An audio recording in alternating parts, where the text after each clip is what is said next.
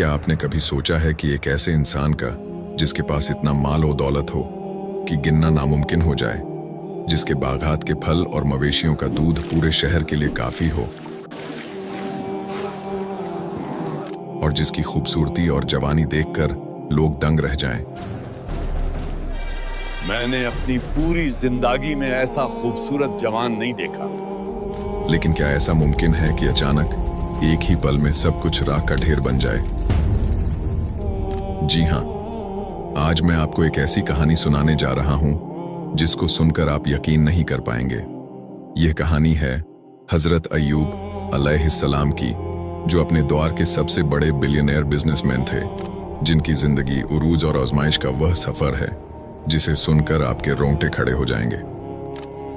दोस्तों, हमारी कहानी शुरू होती है कदीम शाम के इलाके खवारज़्म से।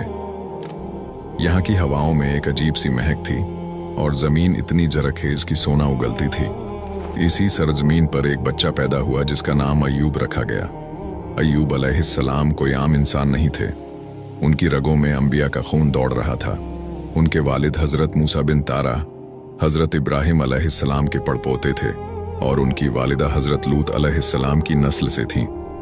जरा सोचें, जिसके शजरा नसब में इतने बड़े नाम हों, उसकी शख्सियत कैसी होगी।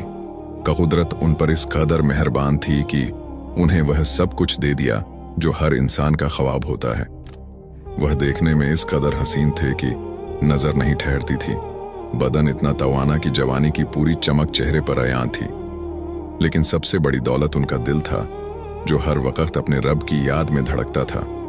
वह सिर्फ एक नबी नहीं थे, वह अपने वक्त के बिलियनियर बिजनेसमैन में से एक थे। दोस्तों, अब जरा इमेजिनेशन करें मौजा बसनिया की। ये वह जगह थी जहां हजरत अय्यूब अलैहिस्सलाम रहा करते थे। यहाँ उनकी एक ऐसी सल्तनत थी जिसकी मिसाल आज के दौर में मिलना मुश्किल है। आप हैरान हो जाएंगे ये सुन के कि मीलों तक फैले हुए सब्ज बागात, जहां दरख्त फलों से लदे हुए हैं, लाखों ऊंट रेगिस्तानों में कतार दर कतार चल रहे हैं, हजारों गायें, भैंसें और बकरियां जिनके चरने से जमीन ढक जाती थी। उनके पास एक दो नहीं बल्कि हजारों मकानात थे और इतनी जमीन थी कि जहां तक नजर जाती उन्हीं की ही मलकियत नजर आती थी। दोस्तों, आमतौर पर जब इंसान के पास इतनी दौलत आती है तो वह मगरूर हो जाता है। मेरी मर्जी कायदा है और मेरे लफ्ज कानून, जिसने इनकार किया वो जिंदा नहीं रह सकता। लेकिन हजरत अय्यूब अलैहिस्सलाम के दरवाजे सबके लिए खुले थे। उन्होंने गांव वालों को खुली इजाजत दे रखी थी। जिसको जितना दूध चाहिए ले जाओ, जिसको जितने फल दरकार हैं तोड़ लो। गांव की गलियों में अब कोई मोहताज नजर नहीं आता था। किसी के घर में चूल्हा ठंडा नहीं होता था। शाम के साए ढलते तो अय्यूब अलैहिस्सलाम अपनी तमाम तरह दौलत के बावजूद सजदे में गिर जाते और घंटों अपने रब का शुक्र अदा करते रहते थे। उनकी सखावत और इबादत का चर्चा सिर्फ जमीन पर ही नहीं था, बल्कि फरिश्ते आसमानों पर भी उनकी तारीफों के गीत गाते थे। जिंदगी के इस पुरसुकून सफर में अब एक नए बाप का इजाफा होना था। जब अय्यूब अलैहिस्सलाम ने शादी का इरादा किया तो उनकी नजरें इंतखाब पड़ी हजरत यूसुफ अलैहिस्सलाम की पोती बीबी रहमत पर। जिसका नाम ही रहमत हो तो वह खुद कैसी होगी। बीबी रहमत सिर्फ हुस्न और जमाल में ही बेमिसाल नहीं थीं, बल्कि उनका सब्र और नेकी रहती दुनिया तक औरतों के लिए एक मिसाल बनने वाली थी। जब उन दोनों का निकाह हुआ तो जैसे खुशियों के दरवाजे मजीद खुल गए। अल्लाह ने उन्हें एक दो नहीं बल्कि 48 बच्चों से नवाजा। 24 लड़के और 24 लड़कियां जो जोड़ों की सूरत में पैदा हुए थे। अब जरा सोचें इस घर के माहौल का, जहां 48 बच्चों की किलकारियां गूंजती होंगी, जहां रिज़्क़ की रेल पैल होगी और जहां मोहब्बत का राज होगा। 80 साल तक अय्यूब अलैहिस्सलाम ने इस खुशहाली और आफियत का दौर देखा। उनका घराना जमीन पर जन्नत का एक टुकड़ा मालूम होता था।